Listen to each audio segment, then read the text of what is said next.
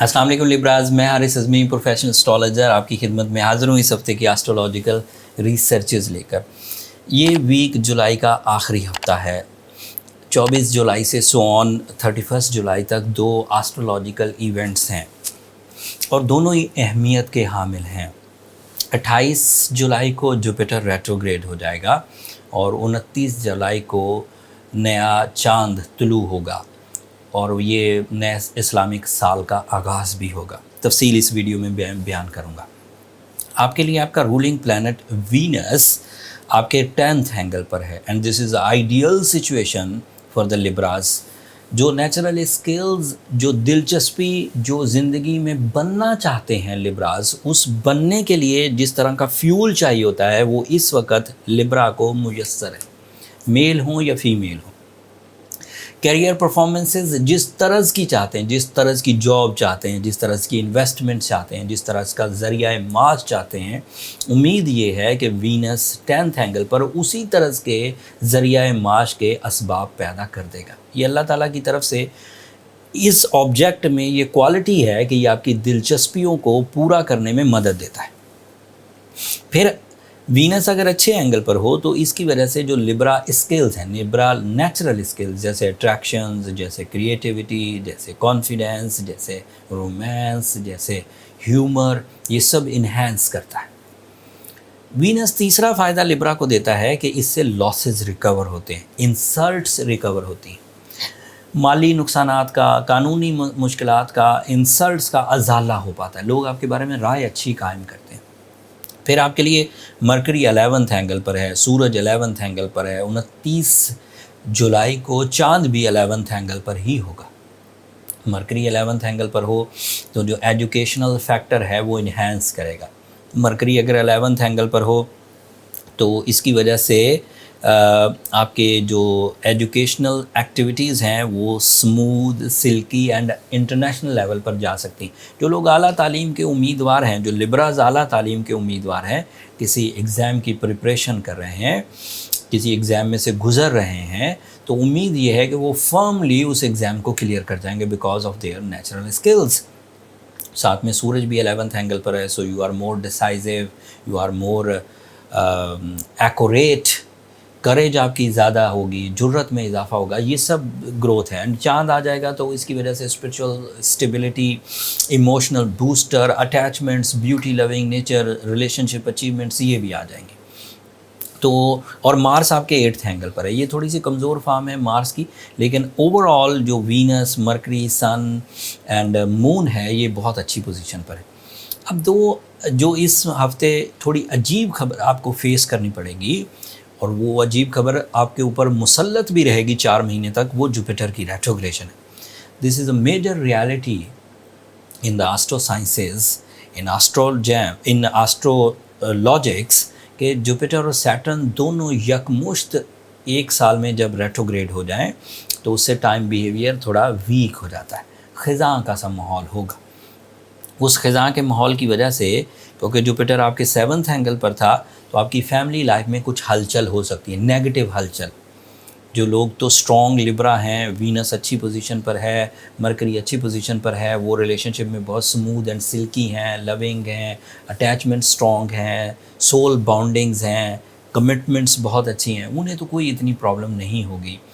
But ऐसी families जिनमें relationship पहले ही ऑन स्टेक था, बात बात पर झगड़ा होता था, एक दूसरे के साथ कोई अटैचमेंट पहले ही बड़ी ताकतवर नहीं थी, एक दूसरे के साथ जो सोल कमिटमेंट्स थी वो वीक थी, ऊपर से जुपिटर भी रेट्रोग्रेड हो जाएगा तो फिर ये ट्रबल, नाइत्तफाकी की वजह बन सकती है। Penalties in the relationship, losses in the relationship की वजह बन सकती है। So you have to careful. ऐसे लिब्रास जो रिलेशनशिप में लिंगर ऑन है उनके लिए अगले 4 महीने और ट्रबल के हो सकते हैं। अगर आप स्ट्रॉन्ग लिब्रा हैं और आपकी लकी फैक्टर आपके साथ हैं, आपकी अचीवमेंट्स आपके साथ हैं, आपकी डील्स आपके साथ हैं, आपकी हेल्थ आपके साथ है, आपकी लव लाइफ आपके साथ है, आपका टैलेंट आपके साथ है, आपकी ब्लेसिंग्स तो फिर परेशान होने की ज़रूरत नहीं। फिर जुपिटर की रेट्रोग्रेशन आप बहुत आराम से रिकवर कर लेंगे with the help of opal, yellow sapphire, ruby and सूरह शम्स 5 times इन अ डे। अगर ये 2 चीज़ें कर ली गई, रूबी पहना गया, सूरह शम्स पढ़ी गई, तो मामला हल हो जाएगा। اینڈ اگلے 4 مہینے جو 23 نومبر تک ہیں وہ ریپیئر ہو جائیں گے. سیٹرن بھی اسی سے ریپیئر ہو جائے گا, اس کے لیے الگ سے ریمیڈی کرنے کی ضرورت نہیں پڑے گی.